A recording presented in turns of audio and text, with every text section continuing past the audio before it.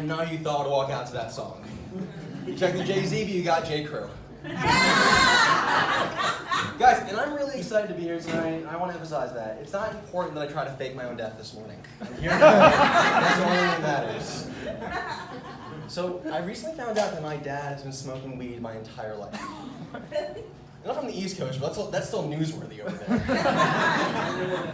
And it really surprised me. He's this really straight-laced, buttoned-up guy. But now that I look back, there were a lot of signs that I missed. For instance, my dad always had a lighter and eye drops in the glove box of his car. Always. But they were there as long as I could remember, so I didn't really think anything of them. But what that did mean was when I turned 16 and I got my own car, I also put lighter and eye drops in the glove box. I just thought those things belonged in the car. I didn't know I was rolling around with 2/3 of the stoner starter kit. But then one day my dad found them and he was pissed. He was like, "Bryan, are you smoking weed?" "No, Dad, why would you even think that?" He goes, "Oh, so you're not smoking weed? Then why do you need a lighter and eye drops in the glove box of your car?" Honestly, Dad, I don't know. I just always saw them in your cars. I figured they were important. Why do you have them? They're for my allergies. Do not tell your mother. Yeah, so I grew up thinking you should be ashamed of your allergies. I still hide my Zyrtec to this day. Also, my dad was weirdly concerned with my safety growing up. I couldn't leave the house until he knew every single detail of my plans for the night. And I used to think it's because he loved me, he wanted me to be safe. But now that I look back, knowing what I know, it's probably more likely he was just paranoid as fuck. Again, I thought it was normal. I thought it was normal for your dad to want to know where you were, who you were with, and if any of your friends' parents worked for the government. But guys, don't feel bad. I still went to parties. But it's just since Dad got stoned and watched Law and Order, I had to do background checks and everyone would be there. Little step. A few years ago in LA, we made those really bad wildfires. I just got a call from him out of the blue. He's like, "Bryan, stop what you're doing and drive to the ocean right now."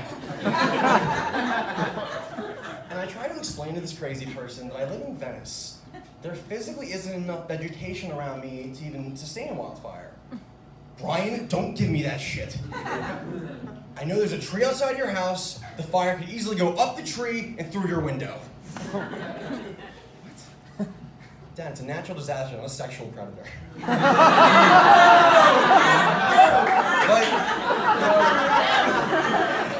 So, speaking of a burning bush, I am Jewish. Any Jews in the house tonight? Make some noise. Wow, that's a lot of Jews. Some would say too many. Not me, I said some people. But listen, I get it. I know I don't really look Jewish. I look a lot more like Hitler's favorite nephew. But because I look like this, people sometimes think it's safe to say some really weird things to me. Like, one time in college, me and this girl were in the student center, and they were putting up a menorah for the year. And she just looks at me and she goes, "Oh, Bryan, why are there so many Jews at this school?" I could not believe this girl would even ask me that. It's obviously because of our finance program.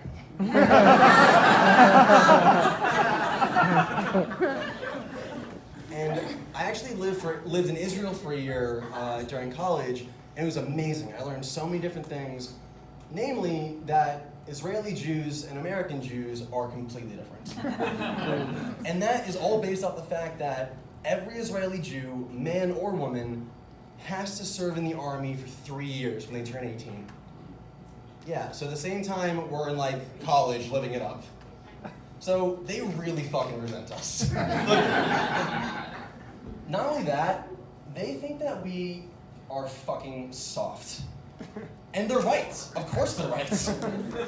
They are required to serve 3 years in their military. At the very worst, we might serve 3 years in summer camp. Israeli Jews spend their entire lives battling for the survival of their state. As an American Jew, your greatest battle will be fought against pollen. That's it.